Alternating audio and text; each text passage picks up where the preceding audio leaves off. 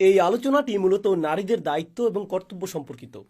পুরুষদের তো বেশ কিছু দায়িত্ব রয়েছে, যেমন পরিবারের অন্ন জোগাতে তাদেরকে ঘাম ঝরাতে হয়, হাড় ভাঙা খাটুনি খাটতে হয়, পরিবারের দেখাশোনার জন্য সব ধরনের শ্রম দিতে হয়, তাদের নিরাপত্তা দেয়া, ভরণ পোষণ করা, মানসিকভাবে, আর্থিকভাবে ও শারীরিকভাবে তত্ত্বাবধান করা সহ এই জাতীয় সকল দায়িত্ব। তাহলে নারীদের দায়িত্বগুলো কি? এই সমীকরণে তাদের পক্ষটি আসলে কেমন?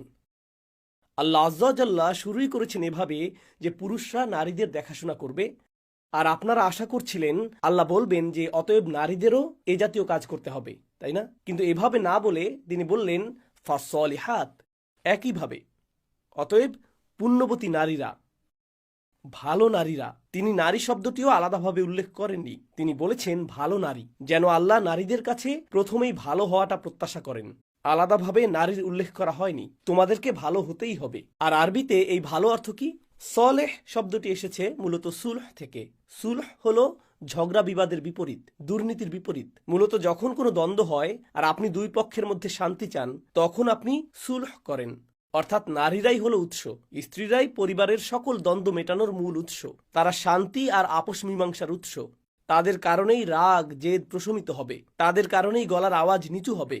তারাই হলো প্রশান্তির উৎস, তারাই হলো বিবেকের কণ্ঠস্বর, তারাই সংশোধনের উৎস। যদি কোনো দ্বন্দ্ব বা উৎকণ্ঠা থাকে, স্বামী প্রথমেই যার দিকে তাকায়, যার কারণে সব কিছু শান্ত হয়ে যায়, তিনিই হলেন তার স্ত্রী।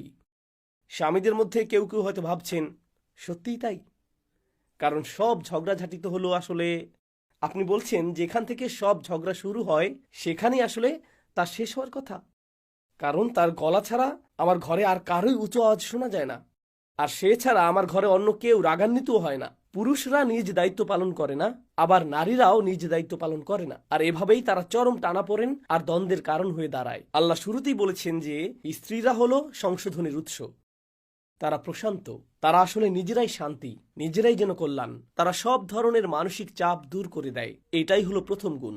এরপর তিনি বলেছেন অনিতাতুন, আনুগত্য করতে আগ্রহী। কেউ কেউ এর ব্যাখ্যা করেছেন আল্লাহর প্রতি আনুগত্যে আগ্রহী, আর এটা সত্যও বটে, তারা আসলেই আল্লাহর আনুগত্য করতে আগ্রহী। এর অনুবাদ করা হয় অনুগত হিসেবে, যেমন আল কুনুতুলিল্লাহ, অর্থাৎ সেই কুনুত যা আল্লাহর জন্য। আল্লাহ বলেছেন কুমু লিল্লাহি কানিতিন, অর্থাৎ এমন আনুগত্যের আগ্রহ পোষণ করো যা একমাত্র আল্লাহর সন্তুষ্টির জন্য। কিন্তু এর অর্থ আসলে কি? এই প্রসঙ্গ এখানে কেন আসলো? কারণ এক পক্ষ যদি এমন হয় যে পুরুষদের এটা নারীদের জন্য করা উচিত, আপনি আশা করবেন বাকিটা হবে এমন যে নারীদেরও উচিত পুরুষদের জন্য করা। তো এর মাঝখানে কেন আল্লাহ বললেন হ্যাঁ পুরুষদের জন্য নারীদের এমনটা করা উচিত, তবে এই অংশটুকু আল্লাহর জন্য?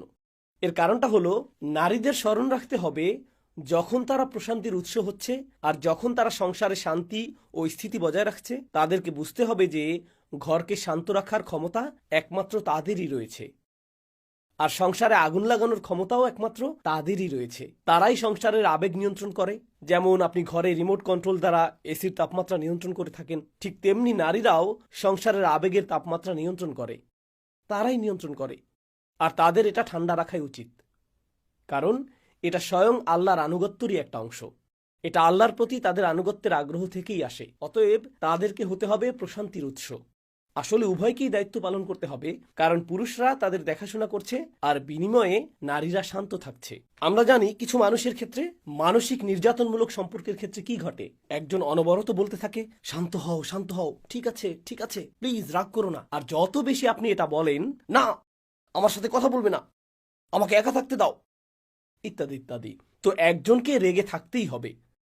হয়তো স্বামী রেগে আছে আর স্ত্রী তাকে শান্ত করার চেষ্টা করছে, অথবা স্ত্রী রেগে আছে আর স্বামী তাকে শান্ত করার চেষ্টা করছে। তারা এটাকে এক ধরনের নিয়ন্ত্রণ বা ক্ষমতা প্রদর্শনের সুযোগ হিসেবে দেখে। যেমন এবার তাকে পেয়েছি, আমি যদি এখনই শান্ত হয়ে যাই তাহলে তো তেমন পয়েন্ট পাবো না, এই সুযোগে আরো কিছুটা সুবিধা নেওয়া যাক, তাই আমি রাগের এই নাটকটা চালিয়েই যাব, দেখি এটাকে কত দূর পর্যন্ত টানা যায়। তো কাউকে এভাবে অধীনস্থ করে রাখার এই মানসিকতা, এটা আল্লাহ যা চান তার সম্পূর্ণ বিপরীত। তাই আল্লাহ বলছেন অনিতাতুন। এরপর তিনি আরো কথা যোগ করলেন নারীদের আরেকটি দায়িত্ব। তিনি বলেছেন হাফিজাতুল লিল গায়ব, তারা রক্ষা করে যা অদৃশ্য, তারা অদৃশ্য বিষয়গুলোর হেফাজত করে। এর অর্থ আসলে কি?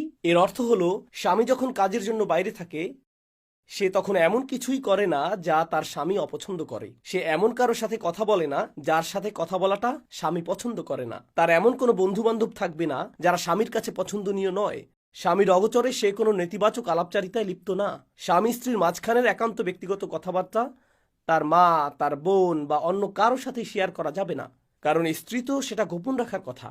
স্বামী এবং স্ত্রীর মাঝে একটা গোপনীয়তা বা প্রাইভেসি থাকে।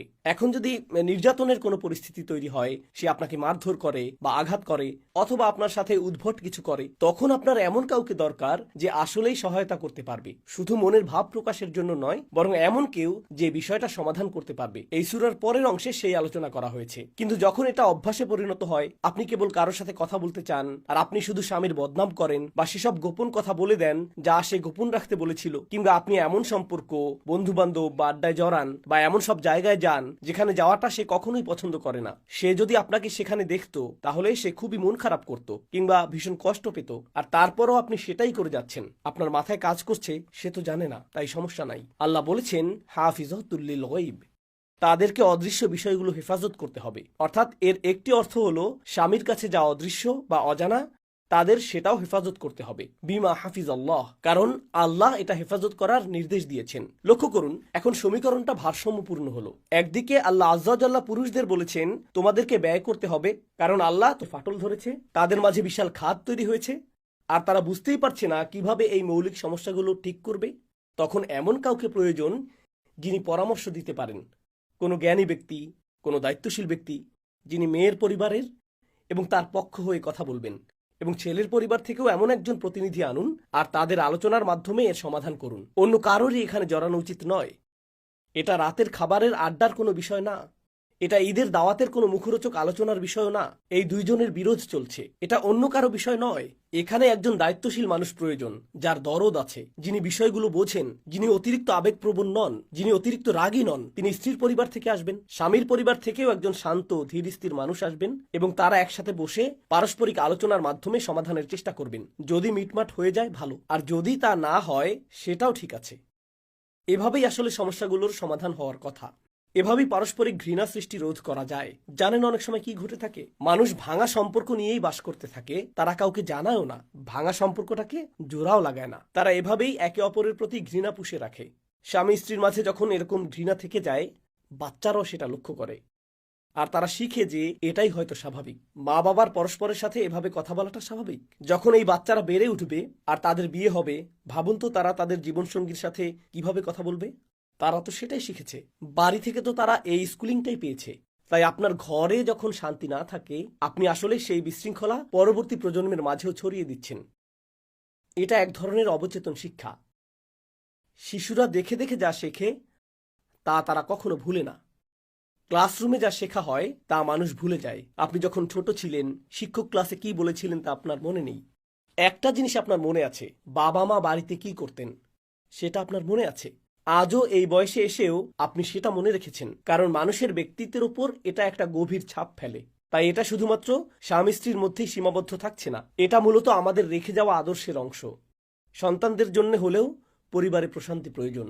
আমি আন্তরিকভাবে দোয়া করি আপনারা যারা বিবাহিত স্বামী এবং স্ত্রী, তারা যেন সত্যিই নিজেদের দিকে লক্ষ্য করেন এবং বুঝতে পারেন যে আল্লাহ যেভাবে চেয়েছেন সেভাবে আপনারা দায়িত্ব পালন করছেন কিনা। আর আমি আন্তরিকভাবে আশা করি যদি আপনারা খুব কঠিন কোনো দাম্পত্য সংকটে পড়ে যান, তবে যেন নিজেদের পক্ষ থেকে, নিজেদের পরিবারের থেকে বিশ্বাসযোগ্য কাউকে খুঁজে পান।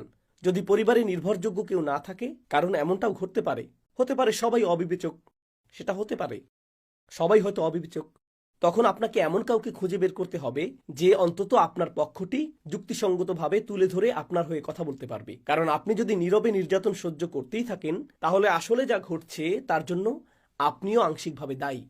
এটা শুধু আপনার সাথেই নয়, আপনার সন্তান বা ভবিষ্যৎ প্রজন্মের সাথেও সম্পর্কিত, তাই না? কারণ কারো প্রতি ক্ষোভ নিয়ে বেঁচে থাকা মোটেও সমীচীন নয়। এটাও সমীচীন নয় যে কারো দিকে তাকাবেন আর সারাক্ষণ মনে করবেন সে আপনাকে কতটা কষ্ট দিয়েছে।